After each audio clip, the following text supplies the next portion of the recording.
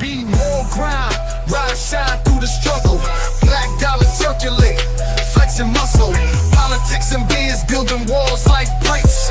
Motown soul rap mixed in the fix. Tiny cover spitting truth, microphone holder. Past the noise scene, watch growth in the folder. Black biz bright, spotlight in the dark. Hustling hard, lighting sparks in the park. Be more new, where we breaking glass ceilings. All black every day, income healing.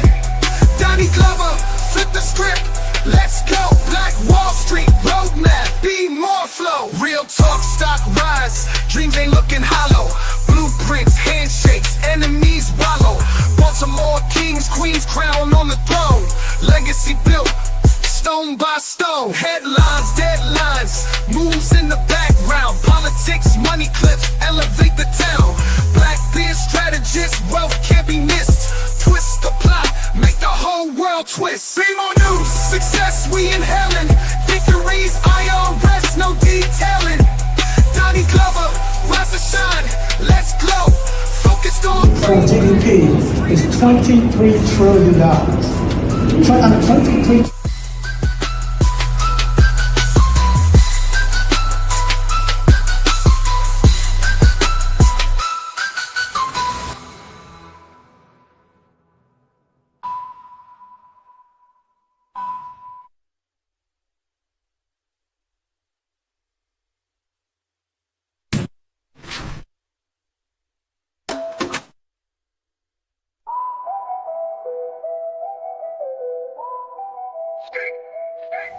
Be more grind, rise, shine through the struggle. Black dollar circulate, flexing muscle. Politics and biz building walls like bricks. Spitting truth, microphone holder. Past the noise scene, watch growth in the... Top of the morning to you. Good morning. Good morning.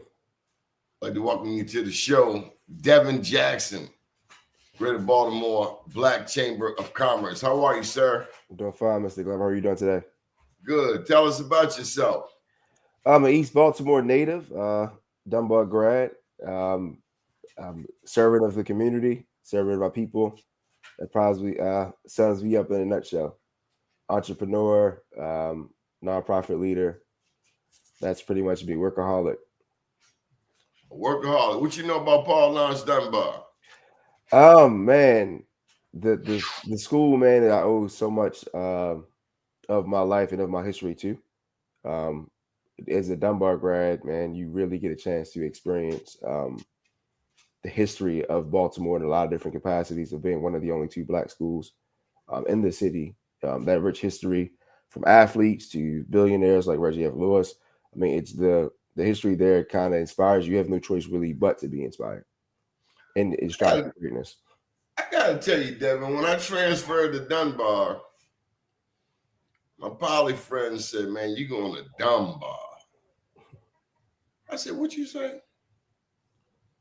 Dunbar. And then I get there and I learn about some of the inventors that went to Dunbar.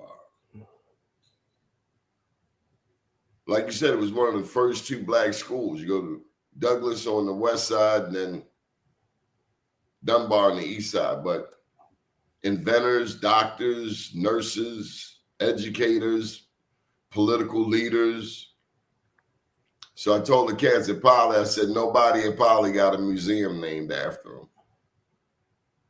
them.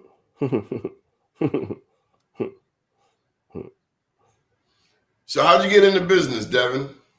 Oh man, that's something that's the only dream I've ever had, was to be an entrepreneur. Like literally, if you look at my high school yearbook, it says businessman, spurge CEO, right? In my senior yearbook. So I've always kind of been this way. Again, just being from East Baltimore, you get a chance to see a lot of things, a lot of entrepreneurial activities. And it kind of inspired me in a way to pursue that. I've always been an idea person. I used to have an idea book, writing my ideas down. My mom still has a few of those, right? My wife has a ton because I never really stopped. And I kind of ventured off early in my entrepreneur career. Shortly after high school, I attended Morgan State. Left Morgan State for a TV show. Did some professional modeling for a while, all to just get money to start my business. Right. So I've been chasing this thing a little over 18 years now. And then the Black Chamber. How'd you come to head the Black Chamber? I think you're the youngest president ever. I'm not sure. I believe Kendrick was close to my age. Yeah, it Maybe was 30, maybe 35. I'm 36. Don't quote me on that. Maybe if he won't claim it, I will. All right. But I've joined the board of the chamber. Got selected for the board. Served as interim president from like July. Became official president in September. And then it's been a journey ever since. But also served as a member first as well, right? Member, then member of the board, and then to president. For those who do not know, what is the significance of the Greater Baltimore Black Chamber? I'll keep it short and sweet. Black business, right? Whether that's advocating for Black businesses, fighting for laws for Black businesses, fighting for procurement like we're doing now for Black businesses, and just really focusing on capacity building workshops. I mean, from start to finish, however we can serve our community in a business aspect, right? Not putting ourselves in a box either, but making sure that we're doing all things business, whether that's trying to develop microloans like we're doing now to serve as a brokerage for our members, or having workshops and different procurement events to raise awareness and advocating for our members as well. How do we grow the membership? That's easy. I believe if you do the work, people will come. I think that's just creating value for people, getting the word out, but really just creating the value so that people can actually see what it is that we do on a larger scale, right? Unfortunately, a lot of times people hear the word Black. Excellence isn't always associated with that, even from our own people at times, right? So let them know that we are, we're Black in name, right? But we're also really good at what we do, right? Because we're fighting for our people. And we're just like any other chamber, whether it be in Baltimore or any other across the world. We're able to compete, especially with some of the new innovative things that we're really, really doing here at the Greater Baltimore Black Chamber of Commerce. So for those who don't know, there is a Baltimore Chamber of Commerce. Yeah, there's several. You have a Greater Baltimore Chamber. You have a Baltimore City Chamber of Commerce, right? You have a Towson Chamber of Commerce. I mean, Baltimore County Chamber of Commerce. There's plenty of chambers, right? But what I would tell people, and I say this candidly, if you're a minority, I don't really see the value as could be as advantageous, because we're not competitors, right? We advocate for what we advocate for, right? Which is Black people. We're not ashamed of that. We take very much pride in that. And we're also open to having dual members, right? If you want to find your tribe somewhere else, great. But we know the strength overall in all the chambers, our strength is in our numbers, right? And we are intentionally Black in the things that we do. And that's not to discredit any other race or minority group, but we are intentionally Black because our people have been oppressed for so long, both systematically and structurally.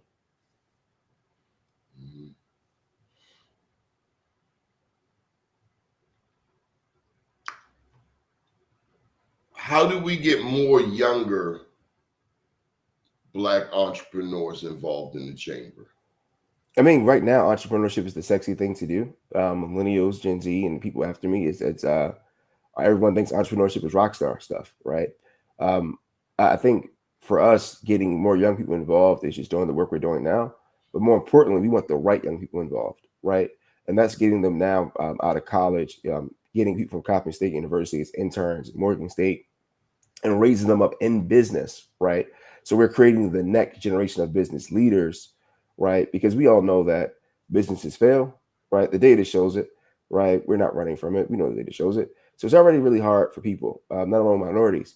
So we want to create business leaders, right? Not whether they're entrepreneurs or maybe the next Calvin Butler, who's the CEO of Exelon Energy, right? We want to create business leaders, and we are putting things in place to intentionally do that, to make sure that not only are we developing these young talents for us to be business owners, but we're teaching them entrepreneurial skills, and that leads them to a path of 100% entrepreneurship, or being a leader of a major Fortune 500 company as well. Is the same training process for us. Now, you mentioned Calvin Butler. He runs, well, I know he was brought here to Baltimore on behalf of Baltimore Gas and Electric. Mm-hmm. And everybody was like, oh, I got to meet Calvin Butler. Oh, I got to meet Calvin Butler. Mm-hmm. Now, my neighbor just told me he got a $1,000 gas and electric bill. Are we still like, woo, Calvin Butler?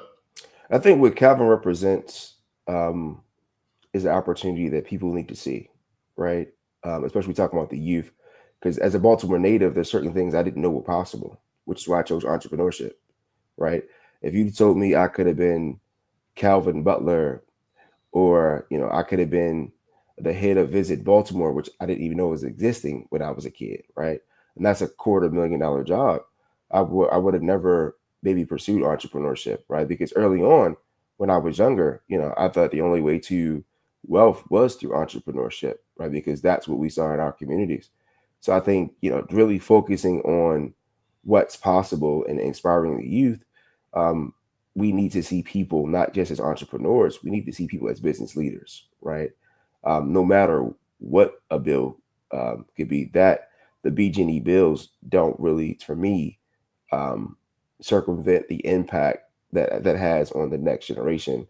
No different than having Black leadership throughout the city, but we need to see more of these larger companies in Baltimore, right? So I'll give you an example. Let's flip it. What if the Ravens were owned by a Black man, right? What if the Orioles were owned by a Black man? What that would do to our people, inspirationally wise. There's no amount of money, right, that would affect generations to come. Just seeing that certain things are possible. A lot of people like Calvin Butler to come on down and bring these rates down. Mm-hmm. I'm sure. And if anyone digs into the weeds of that, you'll see that some of these were not just BG&E's decision. These things were voted on and passed.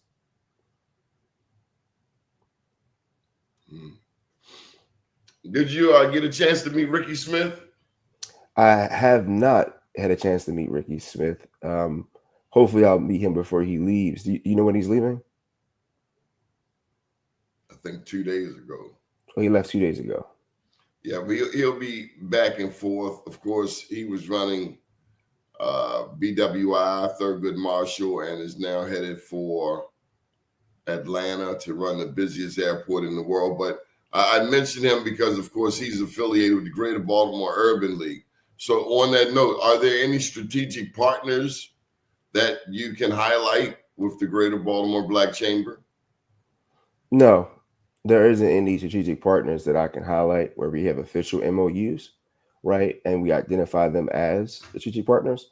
We have people that we consider in our ecosystem, right? Both unofficially and officially.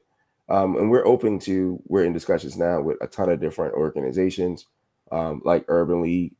We're also talking to NAACP folks as well, especially we're trying to partner with a lot of organizations, honestly, for the MBE experience we're putting together, right? But there haven't been official MOUs or partnerships announced yet. Some of those things are still in the works. But we are open to collaborating with anyone that aligns with our mission and our agenda, whether they're Black, white, brown, and organizations, we welcome them all. So in terms of your skill set, one of the things that you are noted for is strategic planning. How does that work? Tell me an example of some strategic planning for business in Baltimore in 2025. What kind of things do you look at?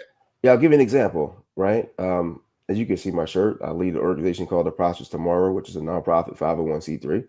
And we do some really great work in the community, super disruptive. And I just take what I do in my day to day and apply it to what I do at the chamber.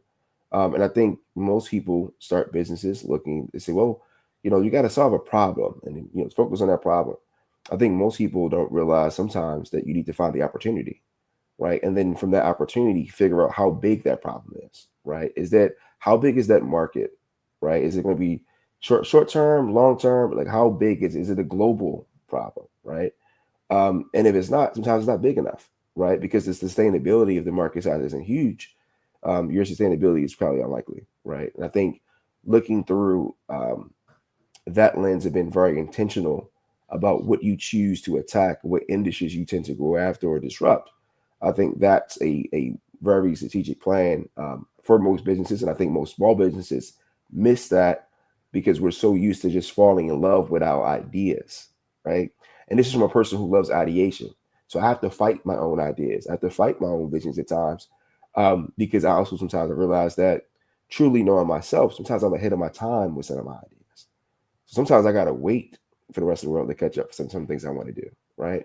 So I have to put things in place and people around me to reel me back in. And I think that's something that most small businesses or as entrepreneurs that we need, right? We need to be able to have visions. And someone told me this yesterday. I was at a Baltimore Digital Equity Coalition uh, coffee breakfast, and someone told me yesterday, really smart gentleman. He said, Devin, you're so innovative. At some point in time, your innovation might become a risk, right?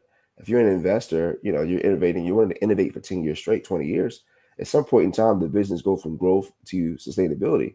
So you're going to need to have someone that can help you keep your business sustainable, right? Again, which is a very intentional strategy, right? To put people's in place who have talents around you to save you from yourself.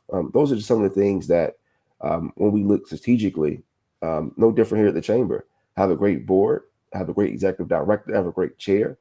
We have great committees. We have everything in place to make sure that we're being able to push the agenda. And it's not just me, it's a great team of people who all believe in everything that we're doing and from the mission, and then everything isn't about Devin either, right? So we all get a chance to have a say. We all get a chance to say a vote. And we together come together, use our strengths to conquer the world. Yesterday, you talked about Claude Anderson. Mm-hmm. Why is Claude Anderson one of your thought leaders?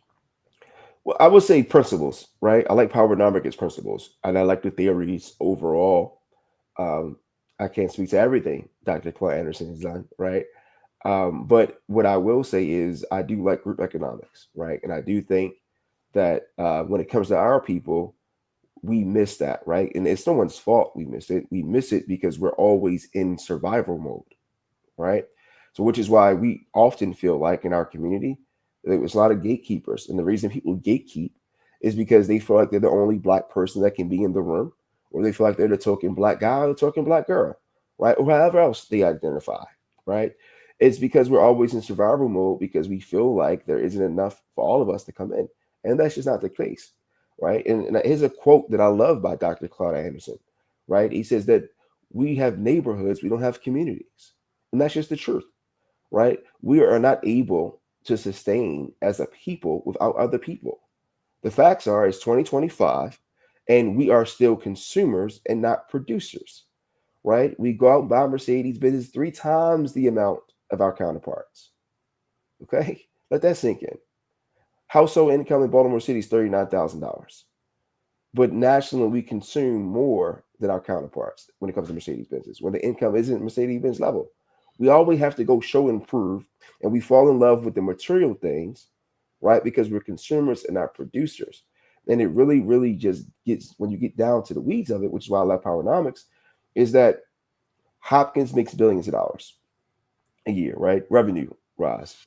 Mercy makes billions of dollars, right? But here we are as a people, we don't have a Black-owned hospital that I've seen in Baltimore, right? Where's the Black clinics? We have Black doctors, we have Black nurses.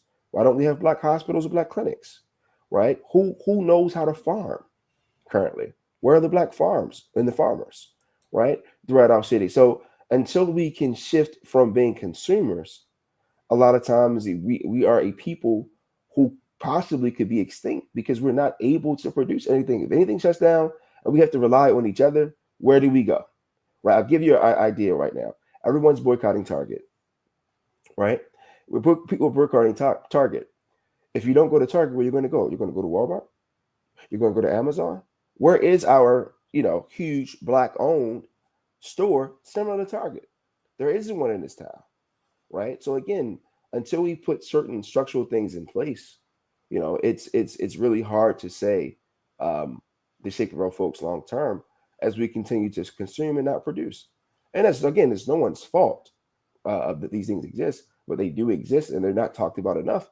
Because again, and it's another great Dr. Claude Addison quote, and I'll end it with this.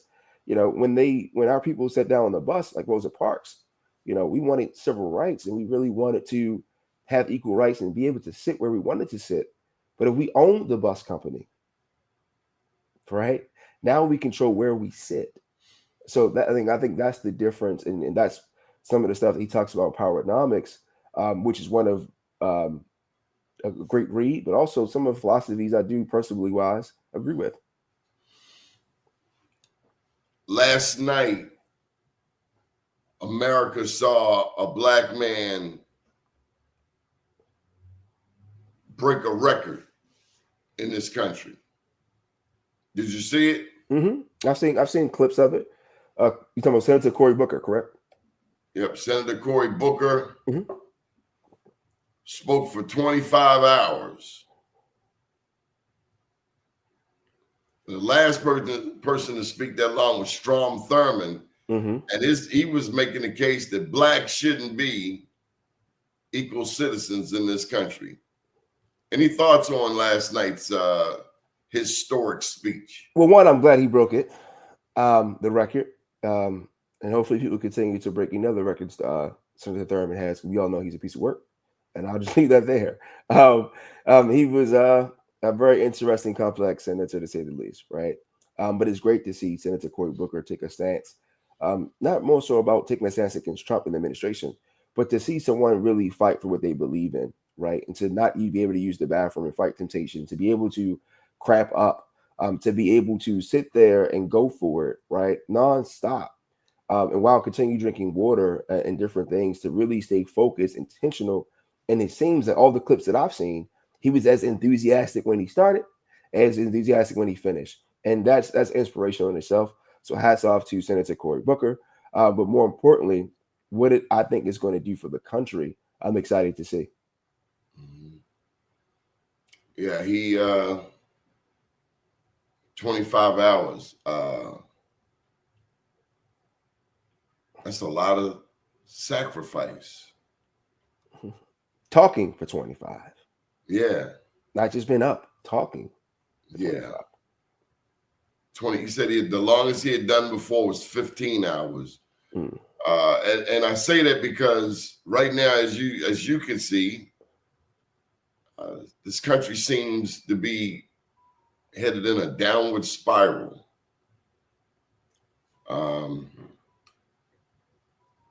I see people in Teslas nowadays, and all I think about is South Africa and Elon Musk and apartheid and the Dutch taking the majority of the land and Blacks having to live on the worst part of the land. Anyway, going to Dunbar. Did you play sports?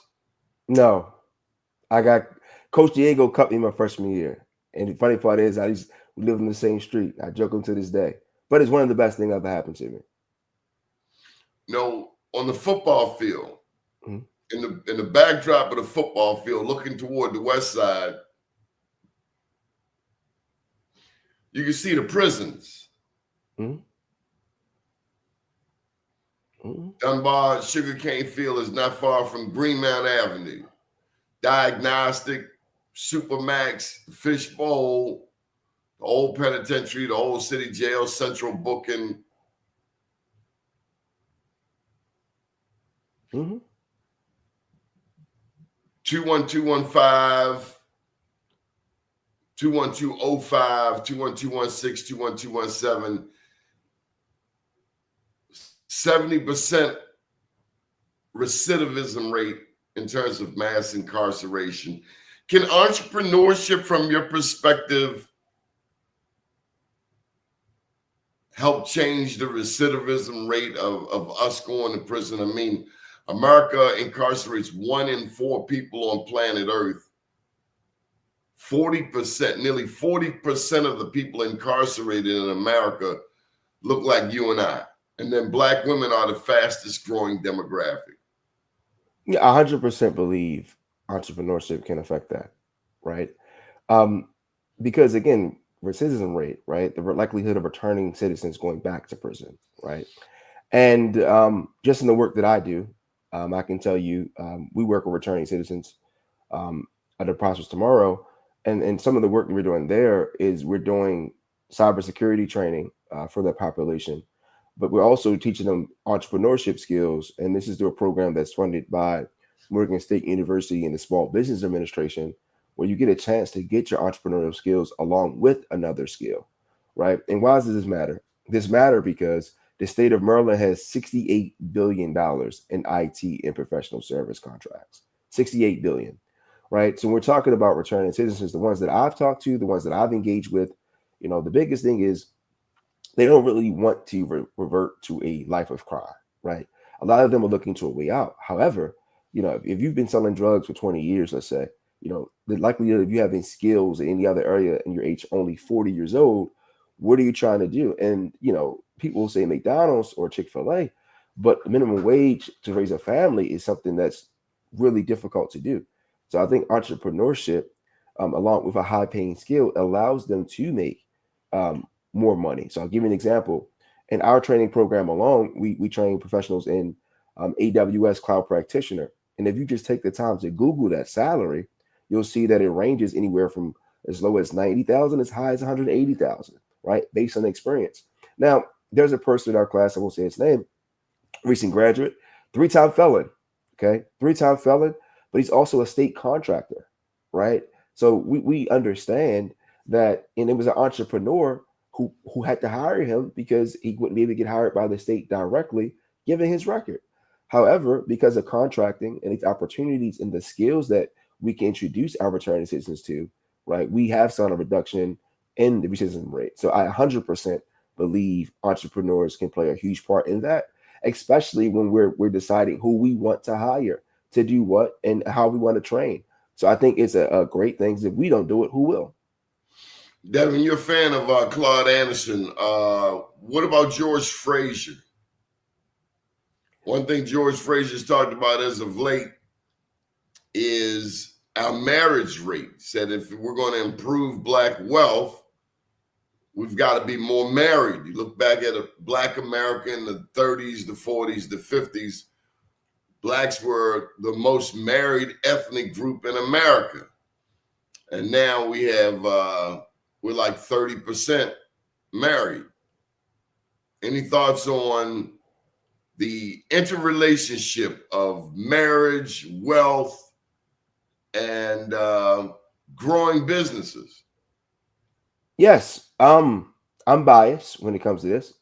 My wife and I have been together over 20 years. We've been married over 10, 2 lovely children, Chase and Maverick, 17 and 6.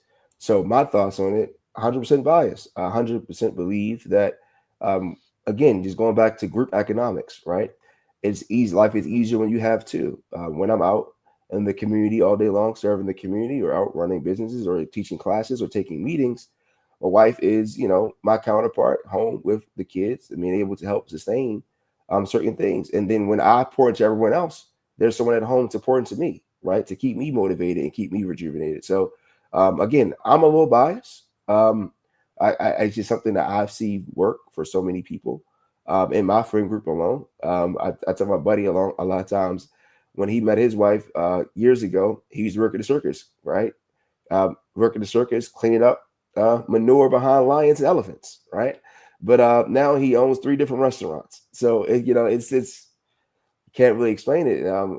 But I'm a Christian, and the Bible says, you know, he who finds a wife finds a great thing, and that's something I believe in, and it's something that I've seen firsthand, not only transform my life, but transform so many others. What other business leaders do you study? Man, I got a long list. Reggie F. Lewis is one of the up guys up there that I really love because again, East Baltimore guy, Dallas Street. More importantly, it's probably the first time that I've seen strategy work. Right, him identifying or going to meetings as the lawyer, not telling his counterparts he actually owns the company, is a move that I've used many times, especially when I was younger. Right, because I'm only 36 now, but I promise you, I've been this way my whole life. So when you're going to a meeting at 19, 20, 21 years old, I didn't have the facial hair that I have now. I mean, still ain't the best, but I got a little something, right? And people wouldn't take me serious because I was just this kid with these big ideas, right? There's no way it's going to work. So I just act like I was an intern. I used to act like I was a marketing person, but really I was the owner of the business. So he's a person that I've stole from. I also would say I'm more of a militant kind of person. So there's some Malcolm X components I would see there. My favorite part of the movie is when he points and everyone goes like this. It's like, oh, that's amazing. Martin Luther King, Muhammad Ali, because I talk trash. Man, I can do this all day long. I got my kids talk trash. I talk trash. He's a person that definitely inspired me just from the charisma, the trash talking, those kind of things. Not to be able to speak your mind. Those are quite a few, and then also have local people, right? Bernard Jack Young is a person that I seen in my community when I was younger, who poured into me early in my childhood. Watched him move it in different ways from afar, as well as up close. Um, I can tell you other local leaders or former pastors. I mean, I'm an example of what it truly takes of a village of people pouring into. My dad died when I was 3, so I didn't really have like a father figure per se. My older cousin's probably the closest to a father figure I kind of had to kind of set the example, and he's not too much older than me. But it takes the community. I've kind of stolen bits and pieces from everybody to make me who I am today. That goes to my principal down to Roger Shaw in high school, right? And then my assistant principal, Mr. Colbert, right? And then Mr. Bonaparte, and I was there in 9th grade. He was there. He didn't stay the entire time, but every day he should say announcements that only you can control your destiny, and failure is not an option. That's a philosophy that I happen to buy into and be that kind of psycho to believe that I can do anything because my mom told me I can be anything I wanted to be, and I truly believe it, and I still do to this day. What is your vision for the Black Chamber? I was going to say world domination, right? Just throw you off, but I envision us really being an international chamber, doing some international work, and I think we're going to be one of the chambers that the world gets to admire. We're going to just be located in Baltimore City, so that's the vision. The vision is to always be the Greater Baltimore Black Chamber, right? But not based on the people that we serve demographically. Moving forward, it will be based on our headquarters, no different than if you're an Apple, right, and you're located in Silicon Valley, or you're Meta and Google, right, in Silicon Valley over there in San Bernardino, right? We have a headquarter in Baltimore City, just like Under Armour, right? Global company, location here, but their name is not in the titles. Ours is, and giving our historic and respect to our founders and our leaders of the past, we're never going to change our name. But the goal is to advance Black people and Black businesses across the world, right? What does that look like? That looks like setting up MOUs in Ghana and different places to figure out the problems they're having, how we can support them, which is a real thing that a lot of chambers are doing. We're working with USBC, which is U.S. Black Chamber of Commerce. They're doing some really great things across the country as well. So I believe that's something that not only that can be replicated, I also believe it's something we can also take to another level, right? And that's no disrespect to any chamber that exists, Black, white, or indifferent. It's just my competitive nature. And I also believe it's doable. And Baltimore is filled with so much talent, which is why so many companies are still moving here. Like far as tech companies, right? I believe we're going to be Silicon Valley East, giving the new trains and different thing companies. And I expect the chamber to play a large part of that moving forward. Because I believe in the past, sometimes the chamber has been overlooked, but those days are far gone. That I can tell you. Devin, are we interested in Africa? Are we as a community ready to embrace the potential of doing business in Botswana, Namibia, Ghana, Ethiopia even. I was in Ethiopia, and they got these goats. And you just look at the goats, oh wow, you know, Ethiopians got a bunch of goats. Come to find out, these are the goats whose leather is used to make Coach bags. A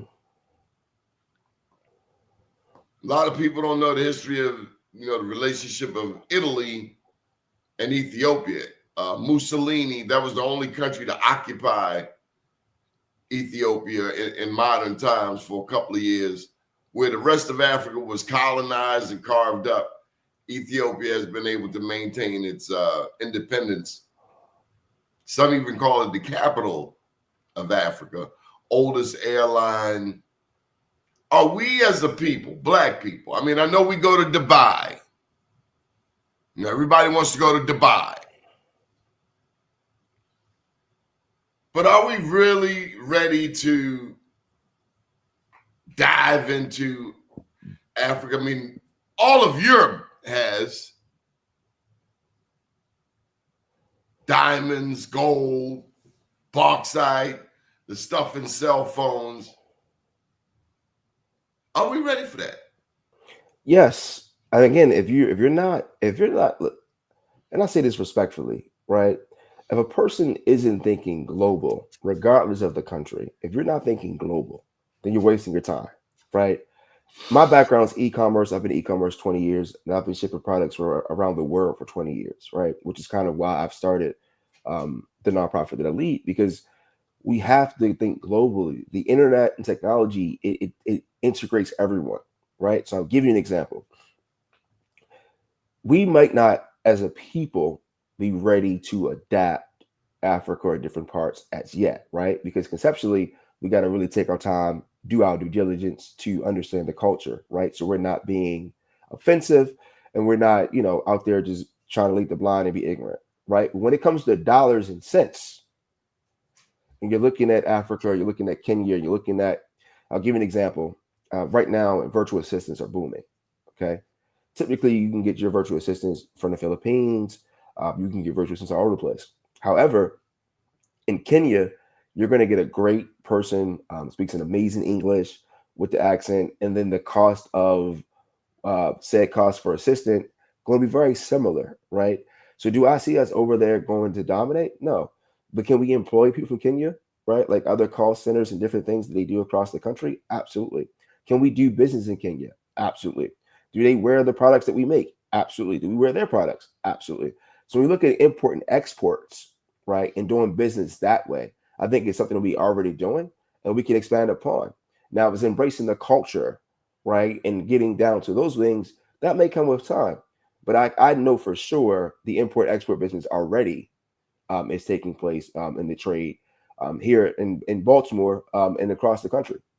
What role can the Black church play in the growth and development of our Black businesses? A ton, right?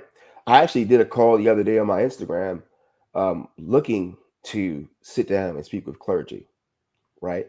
Because I think it's a great opportunity to amplify voices in certain things, right? And I think we need to, when we're talking about economic empowerment in particular, which my call was for, I would love to sit down and talk to our clergy, right?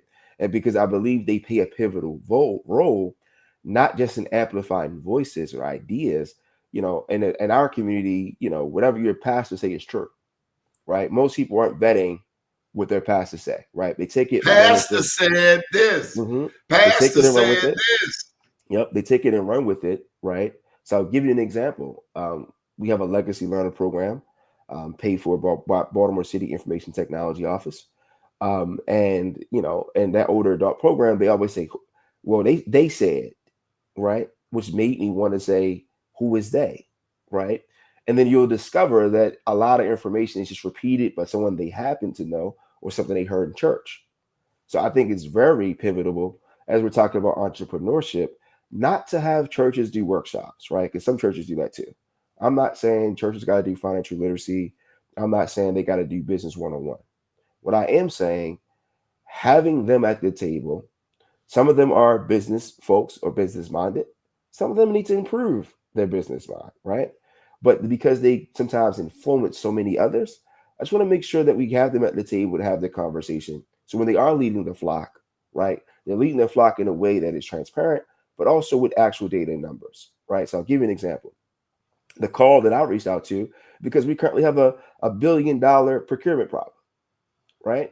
And here at the chamber, we're fighting that good fight, but it'll be a lot easier if we can get our clergy to the table to have a conversation to make people more aware of what's going on, right? Because we want everybody at the table, not to discuss the problems, but to develop solutions. And without everyone's perspective, that makes that task more daunting than it needs to be.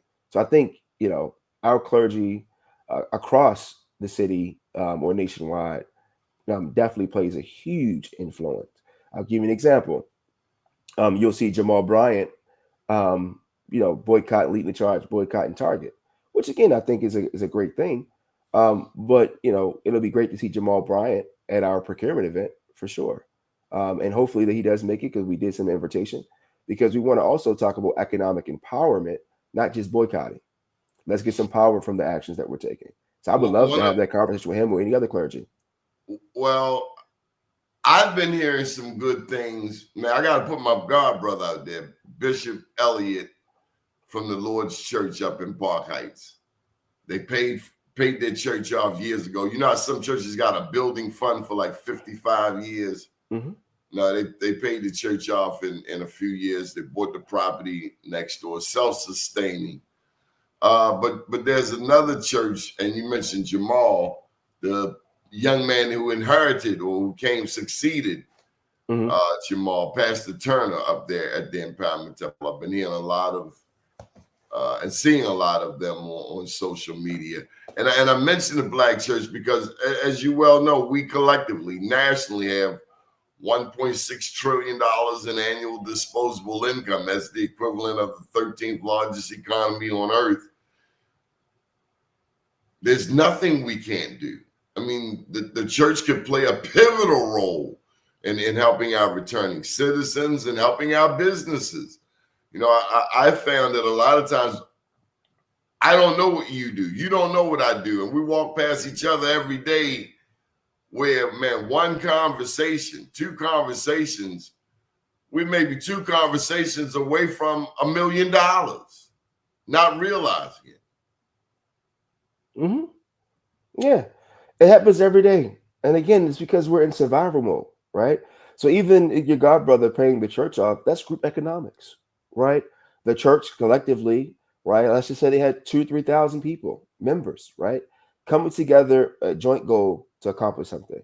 That's something that you don't see throughout our community entirely, right? And they're up in Park Heights. I mean, we've really, I'm all for, a little black eye suits and little seersuckers suits and black sundresses. But I think we party enough. I think we have really mastered partying. I want to see us master the money. Let me say, they got the Preakness coming up. Mm-hmm. You going to Afro Preak? Okay. All right. But what about those businesses around the racetrack? The Caribbean restaurants that hold that neighborhood down all throughout the year. Max's, Blue Caribbean, the Trini spots. When the Preakness comes, those businesses are virtually shut out of the process. Tens of thousands of people come through Park Heights, and it's like, are we getting any of the business? So I want to just say this, right? And I never try to speak for people, but I am going to try to speak for Dawn Moore, right? Our First Lady of the state. She's been leading the charge in the Preakness Festival. They're actually starting the Preakness Festival in Park Heights to actually add value to those businesses, right? Intentionally add value to those businesses and have more of a visibility for the area in general, right? So the Park Heights Renaissance is really leading that charge as well, which is another great organization. I was on a call with them earlier this week, Monday. We're talking about, how can we get more involved, right? How can we support them? So I know the goal for this year in Preakness is to set light on those businesses that support that area now and moving forward, because Preakness isn't owned by the state of Maryland. It won't be until I think 2027, 2028, right? So to think that another entity or private entity would benefit our businesses, to me, is highly unlikely. But I do think they've been very intentional. The Preakness Festival, the First Lady, all those involved with the Preakness now and moving forward. The plan is to put that focus on community, which is why I believe the Preakness, I think, is getting redone over. I think it's $400 million, but also more money's been poured into that area as well for housing and a bunch of other grants and opportunities. I believe Senator Hayes also led an initiative related to that over there in that Park Heights Renaissance area. And they have a ton of funding and they're doing some really great things. So I think, again, historically, you're right. I think those things are a thing of the past when it comes to that. I do know, I think Preakness brings in 45 million or something like that. We're trying to get to 450 million, right? And that happens by those businesses being supported, right? If you want Caribbean food, you should be able to go to those Caribbean places, right? And again, even when it comes to Afro Creek, right? I think that's a great initiative as well, because Preakness for a long time didn't seem to always be as inclusive. It's a very elitist event. I don't think it's a race-based thing. I think it's a social economic thing, right? Horse racing in general, Derby, doesn't matter where you go, right? You don't really see too many. There's two sides of the track, literally, right? And that's just not about Preakness. That's just the nature of the sport, right? You don't know too many black people that own horses. It's just right, that actually can partake in owning the horses. We do the bet placing, but we don't actually own the horses competing a lot of times. So I mean, you can look at that as an example. But I do think the focus is truly on developing the entire economy as it pertains to Preakness this year and moving forward, especially when it returns. But I really, truly do, because we're talking about just the conversations I've been privy to. We're talking about busing people, right, to different events to make sure that the entire community in Baltimore City, Black, brown, and different, are definitely a part of it, especially that Park Heights corridor, which is why I think they're kicking off the entire Preakness Festival there. I know you got to go. Anything we haven't covered that you want to touch on? I want to certainly give you a window to get to where you're going. You were so kind to take this timing of the show schedule change. No problem. So yeah, I want to touch on just going with Preakness. We're having an event called the MBE Experience, Racing Towards Economic Empowerment, which is actually part of the Preakness Festival. And it's really designed to solve a $1 billion, $8 billion problem as it pertains to procurement across our great state of Maryland, and really focus our efforts to really build a stronger, more vibrant Maryland. And we do that by making sure that the procurement money assigned for minorities is met. 29% is the goal. We're not hitting that number in our city or not even in our state. So we want to raise awareness for that. But more importantly, we want to problem solve, right? Because a lot of our state contracts don't really stay in state, which if we do the math, I won't get into the numbers too deep here, but it's my belief that if we do the math and some of the contracts, like I said earlier, only 16% stay in state, majority of the contracts are out of state. But if we're able to get those contracts locally, and some of that tax revenue can go towards our schools, some of that tax revenue can get us out of debt. It solves a lot of problem, and I believe that problem is a procurement problem as it pertains to our minority-owned businesses across the state.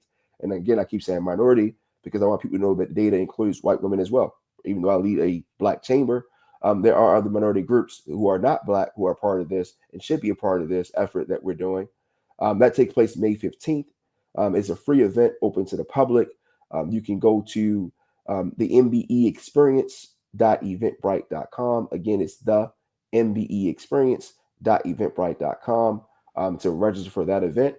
And then tomorrow, I'm not sure when this is going to air, April 3rd, we're doing something with Manada, which at the World Trade Center, which we're super proud of. I'm sitting down for a fireside chat with Executive Director Chad Williams to discuss their $20 million rollout when the work they're doing in West North Avenue. And again, as we're talking about Black businesses and amplifying voices, this is those businesses in Park Heights should be at this event, right? Because you're not limited to a geographical area to apply for some of these grants and contracts. So I just want to throw it out there. Those are the two events that we have coming up to make not only exciting news and make a difference, but to really make a revolutionary impact to make sure that, our people get what they deserve. But, when we thrive, everyone else thrives, right? We are the economic engine. We're the population where our money, we support everyone else, right? Our money doesn't support ourselves. So other people are getting rich, right? So what does that show us? Because our dollar doesn't circulate, right? When we have more money, we spend more money. So if you want to build a more vibrant Maryland, you want to build a more vibrant Baltimore, then you have to make sure that money comes down to our people, right? Because we are consumers. So until we fix that problem, yes, sir. I almost let you go. Morgan State University, Coppin State University, do they play a role in this ecosystem? Yes. So Morgan State University is one of our partners for this event. We haven't announced it officially yet, but it's the first announcement you get live. We're working with the Women's Entrepreneurship Center to make sure that, we have those female entrepreneurs there in the building. Coppin has always been a great partner of ours with the chamber. We do have confirmation that Vice President Joshua Humbert is also attending the event. We have MOUs with Coppin in place already for some of the work that the chamber's done there in the past. And we're working to bring in some of those interns from Coppin State University to help us with some volunteer things to partake in this event. So we're super excited about that. Both of our two HBCU pillars here are part of this event in multiple capacities. And we're looking forward to helping them grow their student population, and as well as getting those internships and job placements and getting those students ready for careers, whether it be in business or like otherwise. Good deal. How can people get in touch with you, Devin? Oh, man. I'm not hard to find. The best way to find me is probably LinkedIn. Just look up Devin Jackson. You'll see all my titles and things I'm doing there. That's probably the best way to reach me on social. And then you can contact the chamber directly. If anyone has any questions or Prosperous tomorrow, my team at both places know how to reach me. But personally, if a person wants to reach me directly, LinkedIn is probably the best place for that. But you can find us. The chamber is GBCC or GBBOC on Instagram, and then a Prosperous tomorrow as well. As a way to reach me on social media. But my personal will be LinkedIn. It's probably the best way to reach me. And a shout out to Toby Pulley. I've been pushing her for a minute. Finally get to where we are today. So I'm really glad Toby is there. I've known her for many years, and she promised this connect would actually happen. So we're glad to have you, Devin, and however we can be supportive, please come back on the show. Please use the show, and as well as our other resources. We got to get you on a TV show. We got to get you on WEAA tonight.